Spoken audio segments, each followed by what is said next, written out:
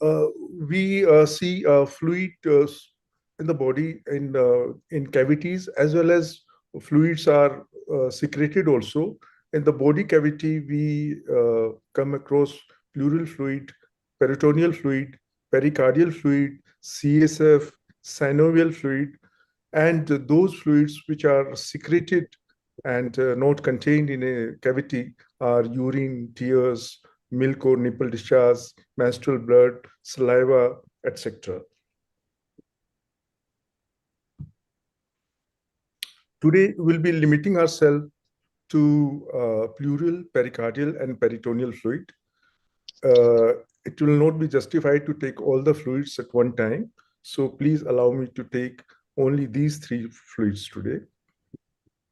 We will be rushing through the causes of pleural, pericardial, and peritoneal effusions. As a clinician, you all must be aware that the causes of pleural effusion of transudate nature are mainly CCF, hepatic cirrhosis, and hypoproteinemia. The causes of pleural effusion, which are of exudate nature, are mostly neoplasms, malignancy.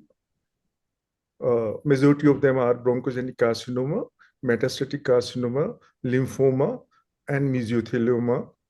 We also have infections which cause exudative pleural effusion. Topping the list is tuberculosis, bacterial pneumonia, and viral pneumonias. We also have exudative effusion, which is caused by trauma, by pulmonary infarct, by rheumatoid disease, by SLE and connective tissue disorders, by pancreatitis, and by ruptured esophagus. Sometimes the cause of pleural effusion may be chylous, and which may be because of damage or obstruction to the thoracic duct, which may be because of trauma, lymphoma, carcinoma, or tuberculosis. Coming to the pericardial effusion, most of them are exudative in nature, and they are caused by infections, which may be bacterial pericarditis, tuberculosis, fungal, or viral. Neoplasm or metastatic carcinoma and lymphoma are also common. Trauma is another cause. It could be because of myocardial infarction also. Then we have hemorrhagic effusion, which may be secondary to anticoagulant therapy or a leakage of aortic aneurysm. And we may also find pericardial effusion in case of metabolic syndromes, uremia and myxedema, as well as rheumatoid disease and SLE. As far as peritoneal effusion is concerned, transudate is same as pleural.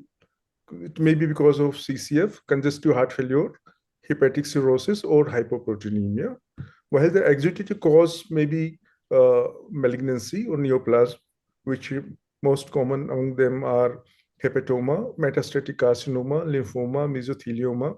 Infections, again, tuberculosis is on the top. It could be because of primary bacterial peritonitis, which may be superimposed on a transudate fluid, or it may be secondary bacterial peritonitis. Peritoneal effusion of exudate nature may also be caused by trauma, pancreatitis, or bile peritonitis. We may also find chylous nature of peritoneal effusion, which may be again because of obstruction or damage to the thoracic duct, which could be because of trauma, lymphoma, carcinoma, tuberculosis, and parasitic infestation. I did my studies from MGMS Sevagram in Maharashtra, and we used to have lots of filariasis cases. And in fact, in the ascitic fluid or pleural fluid, many times we used to see the microfilaria also. So the chylous fluid which we obtain maybe could be pseudochylous also effusion, and we can differentiate both of them by as given in the table. So appearance-wise, the chylous effusion is milky, may form creamy top layer on the staining, while the pseudochylous is milky to greenish or gold paint appearance. Then we have odor. normally chylus is odorless, and the pseudo-chylus is from variable from odorless to foul. And when we add ether to the fluid, in the chylus effusion, there is a clearing and decrease in volume. And in pseudo-chylus, there is no effect. On the microscopy examination, in the chylus effusion, we'll find lymphocytes and fine fat droplets, while in the pseudo-chylus, we'll have the mixed cellular reaction and cholesterol crystals. Triglycerides will be 2 to 8 times that of serum triglyceride in case of chylus effusion, while in pseudo-chylus, they will be lower than the serum triglyceride. It is the test of the choice to differentiate between chylus and pseudo-chylus. Then cholesterol is lower in the, sorry for the spelling mistake, lower in the than the serum cholesterol in chylus, and it will be higher in pseudo-chylus. When we do lipoprotein electrophoresis, there's increased chylomicron band in relation to the plasma, while chylomicrons will be either absent or scanty. Effect of diet with no long chain fatty acids, the lipids in the chylus will decrease, while there will be no change in the pseudo-chylus, right? Etiology of chylus effusion we know is damage or obstruction to the thoracic duct, while pseudo-chylus we know it could be of any cause, chronic effusion of any cause, maybe cyst, fluid, rheumatoid, tuberculosis, or mixed edema. So now coming to the fluid, what all biomedical or biochemical markers we can do, and what are their utilities in these fluids. We have proteins which is of utmost importance.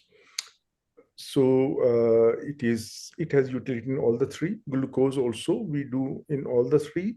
LDH is again very important parameter, and we do it in all the three fluids. ADA level is also important, and we do in all the three. Then pH we are being asked to do in sometimes in pleural as well as peritoneal, same as amylase and triglyceride and cholesterol. Creatinine is normally sometimes asked in cases of peritoneal fluid, especially when there is a urinary leakage, especially post-surgery, or the clinician wants to differentiate between whether this fluid is a true ascites or a urinary leakage. In that case, we do creatinine. Anti-pro-BNP can also be done, especially when CCF is suspected. So it is raised in the pleural fluid and peritoneal fluid. It has utility. Then we have PCR. Nowadays, we do gene expert PCR for tuberculosis, and this is it has the utility in all the three kinds of fluid. Besides these, we have a special parameter called SAG. This has picked up very nicely, it's become very popular these days. And SAG is nothing but serum and ascitic fluid albumin gradient. So basically, it is the difference between serum albumin and ascitic albumin. For example, if the serum albumin is 3.5, ascitic albumin is 1.5, SAG would be 2.0. Now, importance of SAG is now very significant, and the flow chart or table is taken from Harrison's, and it is self-explanatory.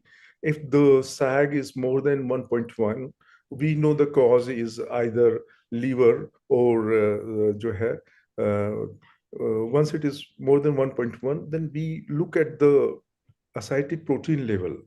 If the ascitic protein levels are less than 2.5, we know that we are dealing with a case of cirrhosis, or it could be late Budd-Chiari syndrome or massive liver metastasis. If the ascitic protein, in a case of SAG more than 1.1, it is 2.5, the ascitic protein. then we are naturally dealing with congestive heart failure or early Budd-Chiari syndrome or IVC obstruction or sinusoidal obstruction syndrome. And if the SAG is less than 1.1, then the cause is extra hepatic, or so it could be a biliary leak, it could be nephrotic syndrome, it could be pancreatitis, it could be carcinomas, it could be tuberculosis. So SAG is now it's become very popular and being asked very often. Now, we have been talking about transudate and exudative causes of fluid, and in fluids, especially pericardial, ascitic, this pleural and pericardial, not pericardial, sorry. Pericardial fluids are mostly exudative in nature. So we need to differentiate between a transudate and exudate. Transudates are usually caused by mechanical factors like decreased plasma proteins and increased venous pressure. While the exudates, it is an effusion caused by the damage to the mesothelial linings. In pleural fluid, to differentiate between transudate and exudate, we have, if the protein, the fluid protein level is less than 3, we label it as transudate. If the level is more than 3, we label it as exudate. Dr. Light has come out with a very criteria which is now very popular and very well accepted. And so there are 3 parts of that criteria. He says that if the pleural protein and if we have the ratio of pleural protein and serum protein ratio, then if it is less than 5, it is transudate. If the ratio is more than 5, it is exudate.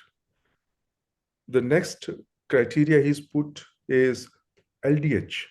If the pleural LDH and serum LDH ratio is less than 6, then it is transudate. It's more than 0.6, it is exudate. And the third criteria, as per Dr. Light, is the ratio of pleural LDH to the 2/3 of upper normal limit of LDH. This is also very important parameter because many times we just get the pleural fluid. We don't get any serum. So we can't measure the serum LDH level, but we have the pleural fluid. So we can measure pleural fluid, and the ratio of pleural LDH level and 2/3 of upper limit of LDH level is calculated. If it is less than 0.6, it is transudate. If it is more than 0.6, it is exudate. For example, in our lab, we are using a system which has an upper limit of 280 LDH units per liter. So the 1/3 of 280 is taken, and the pleural estimate of LDH is also taken, and then we take the ratio. There's another interesting parameter which has come up recently. It is serum pleural protein gradient. It's Harrison mentions very nicely about this because sometimes we to differentiate between transudate and exudate is very important in pleural fluid, and we still miss it. Although there's a protein and lights criteria, and still in 25% cases we'll make the mistake. So serum pleural protein gradient. So we know the serum protein level, we know the pleural protein level. If the difference is more than 3.1, then it is transudate, and if the difference is less than 3.1, then it is exudate. So having differentiated the pleural fluids as transudate and exudate, we go to the peritoneal fluid, which has a simple story to tell. And the protein level is important in peritoneal fluid ascites. If it's less than 2.5, we label it as transudate. And if it is more than 2.5, it is an exudate.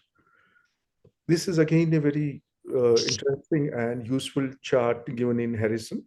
So it tells us how to go about in pleural effusion, how to investigate a case to go about in pleural effusion. So first we perform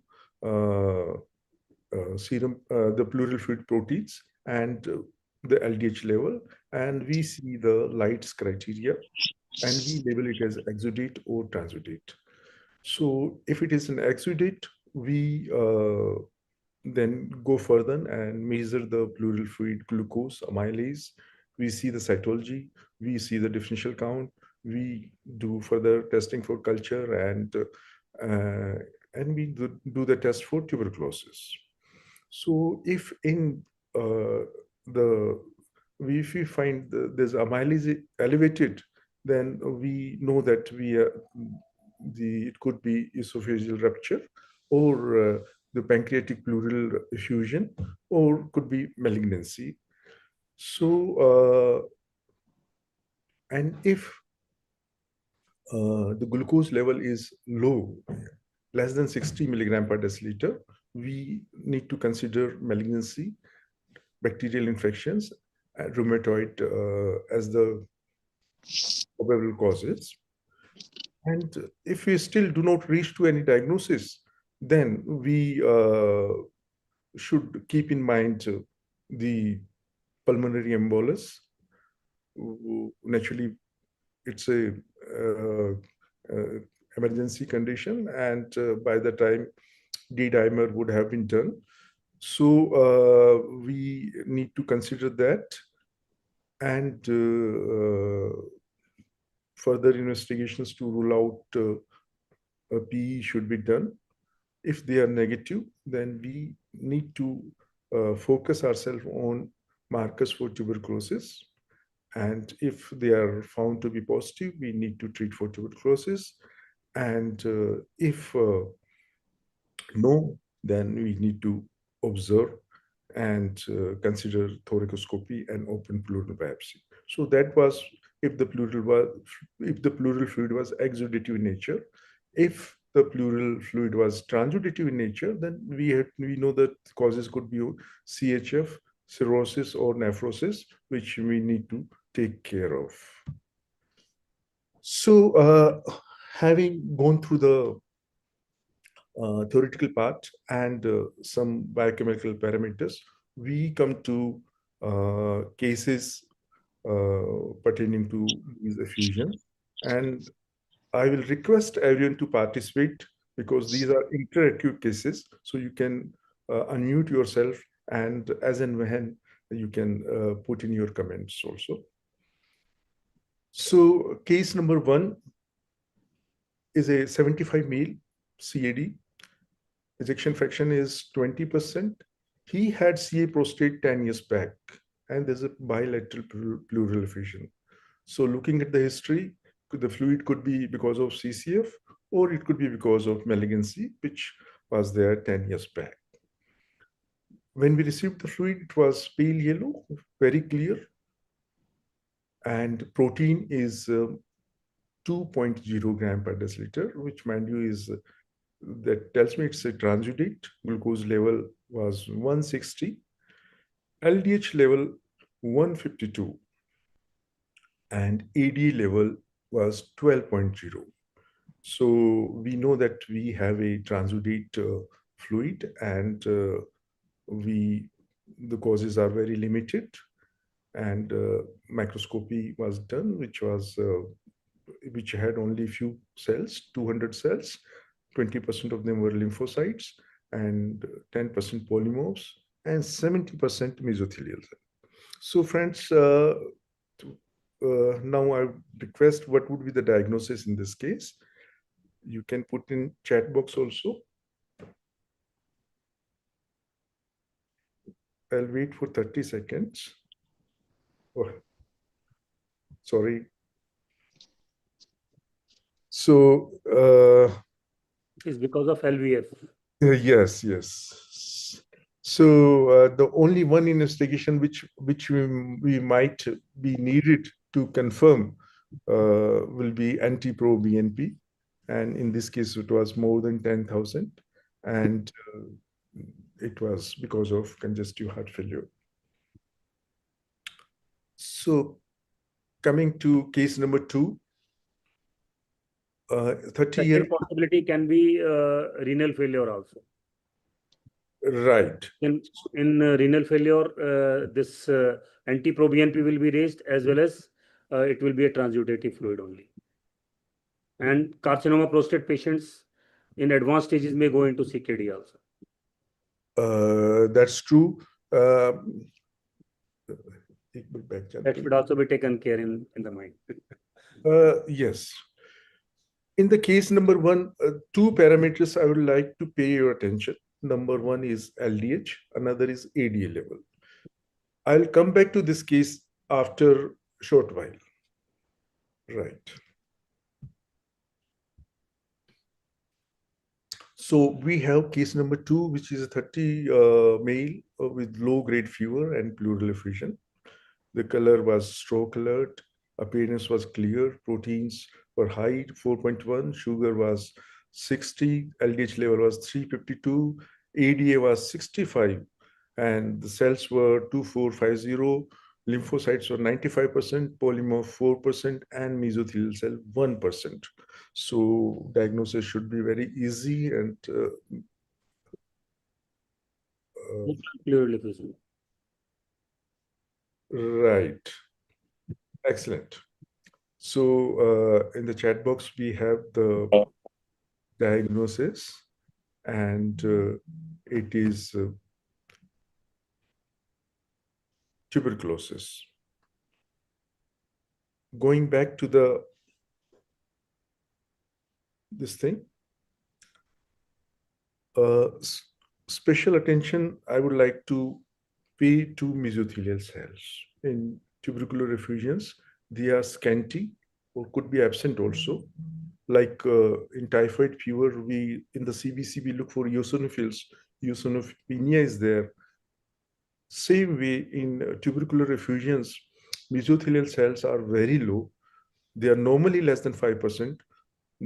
And if they are more than 10%, then you can be very sure that you are not dealing with tubercular effusion. So it was tubercular effusion, but sadly, the gene expert TB-PCR was negative. And so, dear friends, this TB-PCR may be negative because the sensitivity in pleural fluid is 46% only. And this is as per the extrapulmonary tuberculosis, the training module 2023 also. The CPNet or gene expert sensitivity in ascitic fluid is 66%, while in CSF it is 90%. So in pleural fluid, it is very low, and many times we can get false negative CPNet.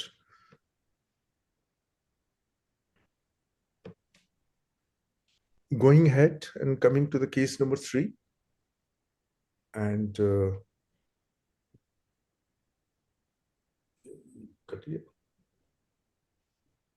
so we have a fluid.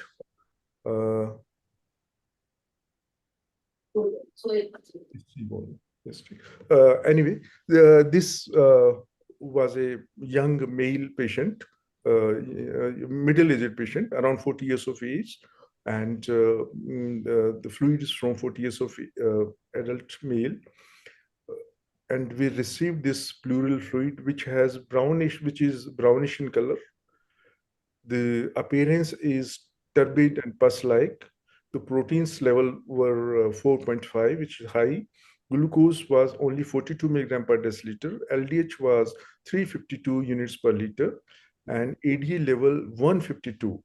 And while coming to the microscopy, we saw total nucleated cells to be 10,500. Lymphocytes were 10%, polymorphs were 80%, and mesothelial 10%. So could you sponsor a guess? Pymothoracis. Right.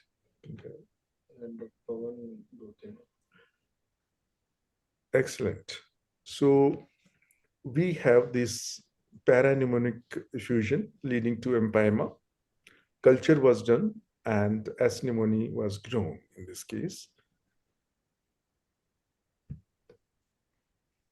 Next case, case number 4, is a 65 female with pleural effusion.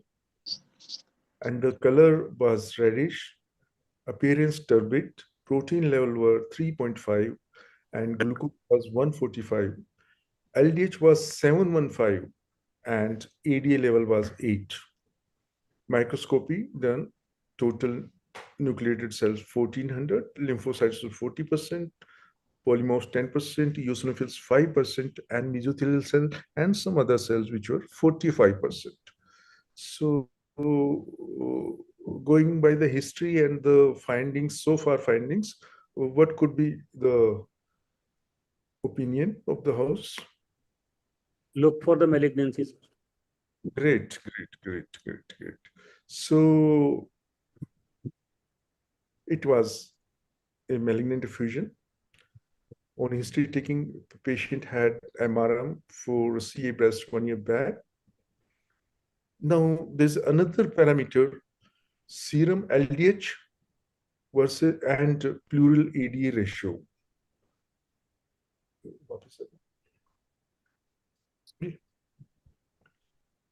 In this case, LDH was 715 and ADA level was 8.0. If you take out the ratio, it is 89.3.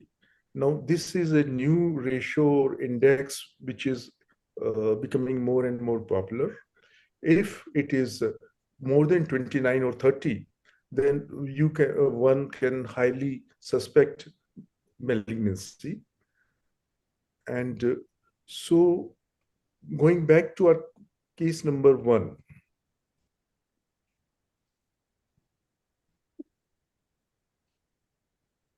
this patient also had CA prostate 10 years back.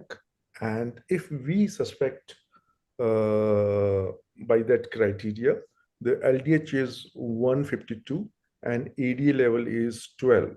So the ratio is 12.6. G. So by we can, seeing at this ratio, we can also say that there's less chances of being a malignant effusion.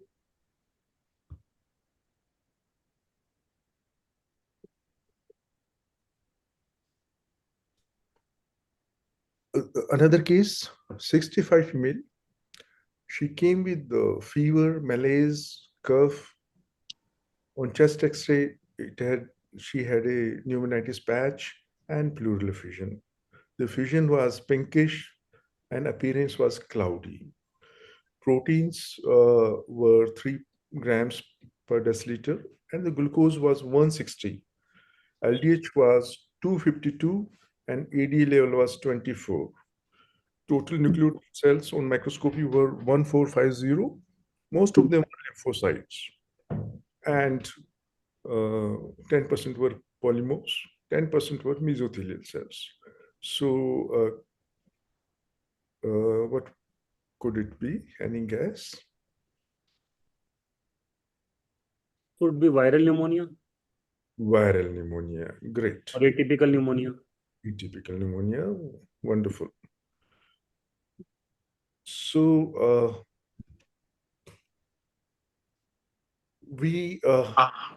patient had pneumonitis patch and was having sputum also.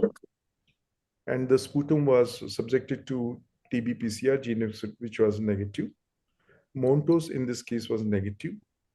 It was multiplex PCR was sent for this patient. For a sputum sample was sent, and patient turned out to be COVID positive. This was October 23, and she was mother of a VIP of our town.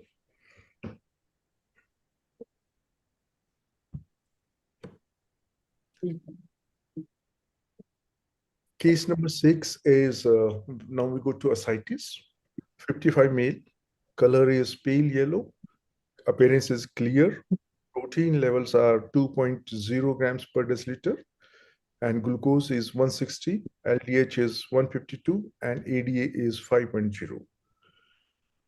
So microscopy is the cells were very low. Total nucleated cells 200, lymphocytes 20%, polymorphs comprised of 10%, and mesothelial cells was 70%. So friends, what could it be?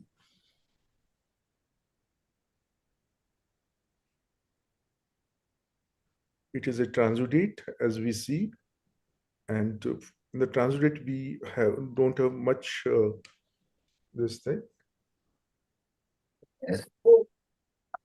options.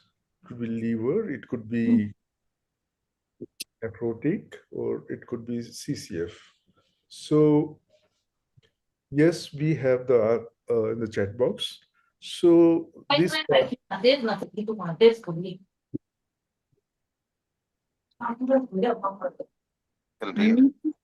Sumita, can we request you to mute your? I'll do it. Sir. So in this patient, we did SAG, looked at the SAG, and it was 2.5. Also, gamma GT was done in this case, and it was 1120. This was a patient alcoholic liver disease, cirrhosis.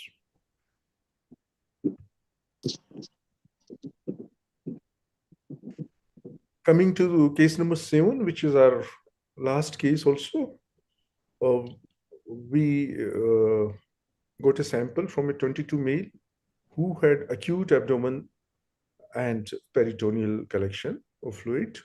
So the fluid was whitish, appearance was turbid, proteins were 4.5, and the glucose was 58. On microscopy, total nucleated cells were 1680, lymphocytes were 20, polymorphs was the predominant cell line, which was 70%, and mesothelial cells were 10%. So friends, we are, what could it be? And bacterial peritonitis. Yes, we have the answers, and very intelligent viewers and listeners, I must say, and congratulate them. So it was in this case, a special test was ordered that was ammonia. Normally, B is not included, and not many people ask for it because patient had acute appendicitis, the appendicular mass, and the clinician, the surgeon was suspecting leakage from the perforation was suspected. So ammonia was done, and ammonia levels were very high, 210 micromole per liter. So this was a case of acute appendicitis with perforation and spontaneous bacterial peritonitis. So friends, that's all I have from my side today. And I thank you all for the patient hearing and listening. I'm open to questions. If anybody has any question regarding this body fluid analysis, unmute yourself and you can ask directly to the speaker. Yeah, I would like to discuss about the CHF case, sir. So what are the other findings which can be seen in CHF case? In the fluid? In the pleural fluid. So what are the other findings? We first of all examined whether it was a transudate or an exudate, right? Yes, sir.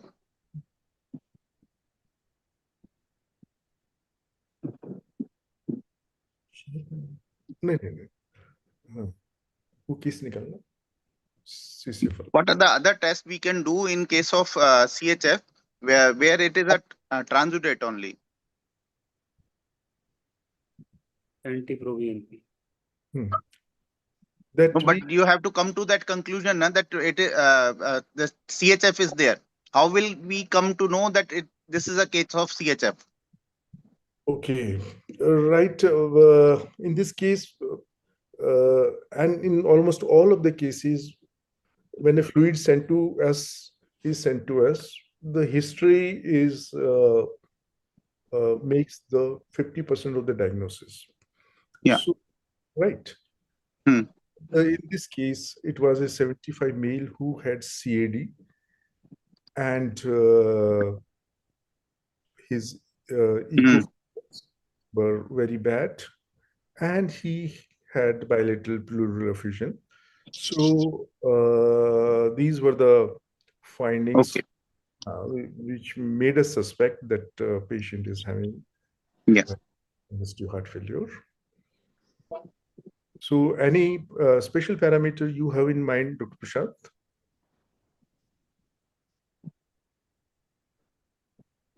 No, not special parameter, but I just wanted to.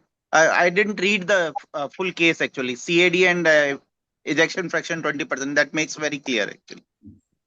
Right. And anti-proBNP can clinch the diagnosis very easily. Yes, yes. To Yeah, confirm the definitely. diagnosis was Definitely. done, and it In was more than CHF, usually it is bilateral effusion. GG. It was this. And also there is some evidence of ascites in these patients. Right. ADA comes falsely high in any pyogenic infection. It carries no value. We had shown a case in which it was more than 150 ADA level. So that is true. In pyogenic infections, it could be very falsely. It may be very much elevated.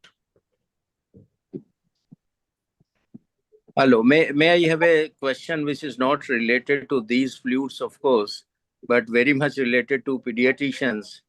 That is there something like analysis of breast milk that is so popular in villages and all that, and even the pathologists, they are doing this test. I don't have anything to say about this, that what is the composition of breast milk, how one can test the breast milk. Is it only for the microorganisms or something else? Dr. Yadav, please. Sir, not much of the idea, sir, about that. The microbiological test, of course, we have been doing, but really no idea.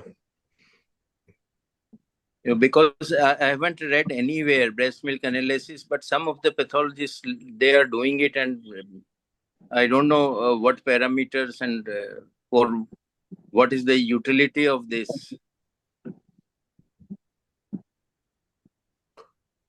We have a friend and we have a veterinary laboratory nearby. We have seen reports of cow's milks and this thing, follow milk analysis, but human milk analysis reports, not much of the idea, sir. Thank you, sir. Dr. Mahavir, anything to say about that? I think, sir, I have also not read anything about it. And what is the utility? First of all, what is the objective of breast milk analysis? As far as microbiological thing is concerned, that's all right. But otherwise, because it changes also, the foam milk is different, high milk is different. Initial phase. So I don't think No there clinician refers to us for breast milk analysis. Standardization also probably. I have not yet to read anything in any of the textbook or anywhere about the standardization of the human milk. No, I haven't read, but I was fascinated to see the reports from the pathologists. That's why I asked. But I think I don't know why, for what the clinician has referred it. So thank you. Thank you so much. Thank So you sometimes for raising the milk secretion can be because of increased use of domperidone in frequent combination of pantoprazole domperidone combinations, which is very, very common. Or it could be because of some, you can say, pituitary disorders. And second thing, sometimes milk, breast secretions can also be used as a diagnosis of ductal carcinoma of the breast. No, that is all right, sir. Yeah. Microbiological examination or cytological examination Yeah. for carcinoma or for any abscess or any infection, that is all right. But I think Dr. Bharadwaj is asking about the other parameters in the breast milk, like Constituents of proteins breast or milk. sugars and other Okay. things. Constituents of breast milk. Yeah, so I don't think there we have standardization for all kind of the breast milk. I'm yet to see anything, but it is interesting. Definitely, you have raised a quite scintillating question. So let us go through the literature and let us see. I think that is said to be the nipple discharge instead of breast milk. If we are looking for carcinoma and everything, then Correct. that should be called as a discharge from the nipple rather than. Yeah, perfect. Sir, I have a question to ask. Yes, Dr. Gurmeet. In most of the many labs, the reports are done by the technicians. They even do not go to the pathologist to get the reports verified, and they themselves dispatch the reports to the patients. Are they authorized to do this?